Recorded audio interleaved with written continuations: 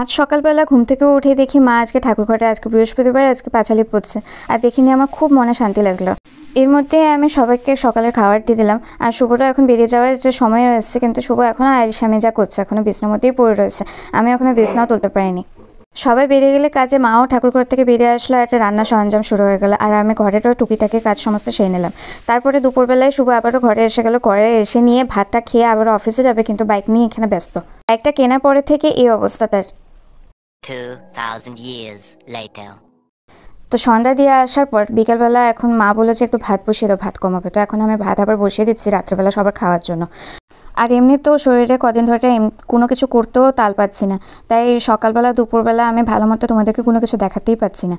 আর এক এক সময় তো মনে হয় ভ্লগটা শ্যুট করবোই না, কিন্তু তারপরেও জোর জবরদস্তি করেই আমি ভ্লগটা শ্যুট করি, কেননা তোমাদের সঙ্গেও তো বন্ধুত্বটা বজায় রাখতেই লাগবে আমার।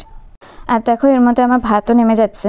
তারপরে রাত্রেবেলা সবাই আসার পর আমরা সবাই মিলে একসঙ্গে খেয়ে নিলাম। আর শরীরটা এতই খারাপ লাগছিলো যে আমি তাড়াতাড়ি করে খাবারটা খেয়ে নিয়ে আর কাউকে খাওয়ার আমি বাড়তেও পারিনি, আমি ঘুমিয়ে গেছি। তো আজকের মতো ব্লগটা এখানেই শেষ করলাম।